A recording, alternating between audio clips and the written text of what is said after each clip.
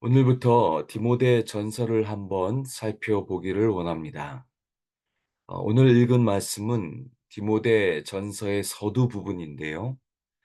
먼저 디모데 전서는 사도 바울이 에베소에 목회를 하고 있는 디모데 개인에게 보낸 서신서입니다. 그래서 여러분이 잘 알듯이 목회 서신서라고 명명합니다. 목회 서신서이기에 저 같은 목회자만이 읽는 편지라고 생각하시면 안 되고요. 개인에게 보낸 서신서이지만 동시에 교회와 성도들에게 보내는 편지임을 늘 잊지 마시기 바랍니다. 일단 1절을 보시면 편지의 송신자가 나옵니다.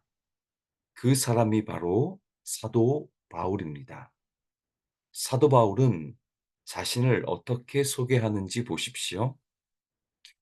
우리 구주 하나님과 우리의 소망이신 그리스도 예수의 명령을 따라 그리스도 예수의 사도된 바울은,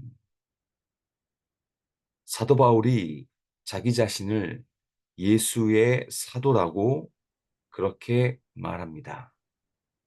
하나님과 그리스도의 예수의 명령을 따라 사도가 되었다고 말합니다.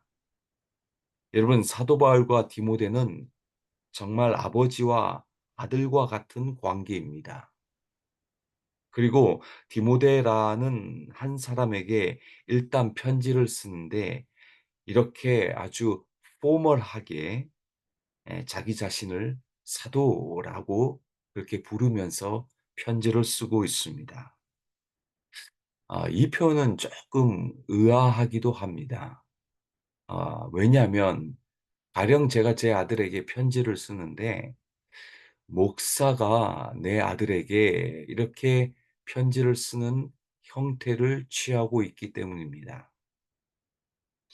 그런데 이렇게 편지를 쓰는 이유가 있습니다. 바로 제가 앞에서 언급했지만 이 편지가 단지 개인 디모데에게 쓴 것이 아니라 아, 디모데가 목회를 하고 있는 에베소 교회 성도들을 향해서 편지를 쓰고 있기 때문입니다. 다시 말씀드리면 바로 디모데 때문에 이렇게 자기 자신을 사도라고 표현하면서 편지를 쓰는 것입니다. 여러분 2절 말씀을 보시면 믿음 안에서 참 아들 된 디모데에게 편지한다라고 말합니다. 참으로 아들 같은 복음으로 낳은 아들 같은 이 디모데 때문에 자기 자신이 공식적인 표현으로 사도다라고 그렇게 말하는 것입니다. 여러분, 디모데는 지금 목회를 하고 있는 나이를 생각해 보면 많아봤자 30대 후반으로 학자들이 봅니다. 20대 초반에 바울의 2차 선교 여행 때 조인해서 함께 선교 여행을 했던 사람입니다. 대충 세월을 계산해 보면 에베소에 목회를 할 때는 아마도 15년 정도 지난 뒤이니 한 30대 후반으로 보는 것이 맞을 것 같습니다. 그러니 얼마나 어립니까? 무슨 목회 경험도 없고 어린 나이에 그것도 어려운 에베소 교회의 담임으로 가게 된 것입니다. 그러니 여러분 무슨 권위가 있겠습니까? 여러분 왜 사도 바울이 디모데에게 개인적으로 편지를 쓰면서 자신을 사도로 말할까요? 그 디모데에게 권위를 세워주기 위함입니다. 그래서 디모데전서 4장 12절 말씀을 보시면 누구든지 내 연소함을 업신여기지 못하게 하고 오직 말과 행실과 사랑과 믿음과 정절에 있어서 믿는 자에게 본이 되어라고 말하는 것입니다. 너의 연소함, 나이 적기 때문에 업신여김을 당하지 말라고 말하는 이유입니다.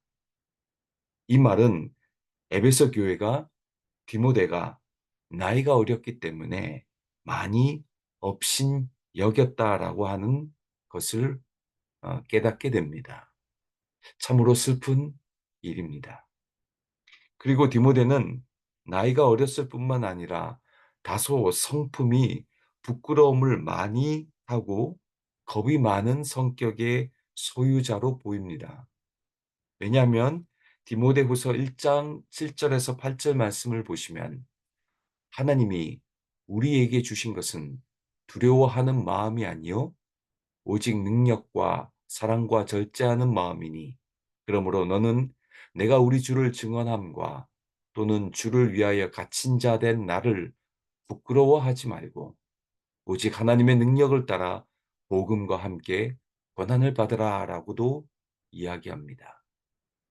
여러분 두려워하는 마음이 디모데에게 있었을 뿐만 아니라 저는 참 이 8절 말씀 가운데 보면 너는 내가 우리 주를 증언함과 또는 주를 위하여 갇힌 자 된 나를 부끄러워하지 말라고 말합니다.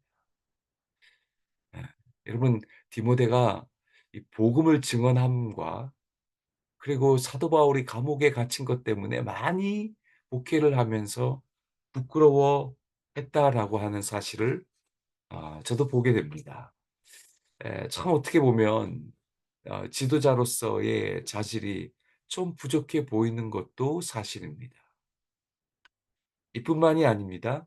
디모데는 건강도 그렇게 썩 좋아 보이지 않았습니다. 디모데전서 5장 23절 말씀을 보시면 이제부터는 물만 마시지 말고 내 위장과 자주 나는 병을 위하여는 포도주를 조금씩 쓰라고도 권면받습니다. 위장도 안 좋았고요. 자주 나는 병이 있었습니다. 아, 그래서 더 많이 에베소 교인들에게 이렇게 업신여김을 당한 것 같습니다. 저는 디모데를 쭉 보면서 동시에 사도 바울도 보입니다. 디모데도 여러 가지 업신여김을 당했지만 사도 바울도 마찬가지였습니다. 고린도 교회 성도들에게 설교도 못한다, 가짜다, 돈을 떼먹는다, 목사증이 없다 등 수많은 중상모략을 당했습니다.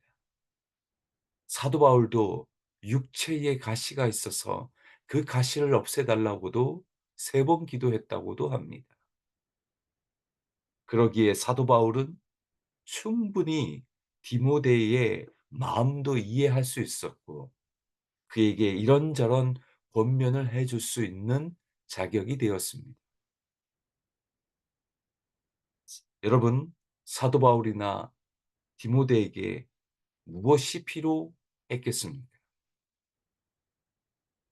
그게 바로 오늘 2절 하반절에 나오는 3가지 요소입니다. 하나님 아버지와 그리스도 예수 주께로부터 은혜와 긍휼과 평강이 내게 있을지어다.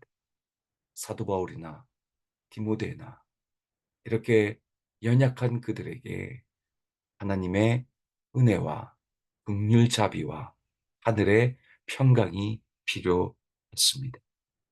업신여김을 당하고 건강도 좋지 않고 성격도 두려움이 많은 그들이나 우리들이나 왜 한 가지 아니겠습니까?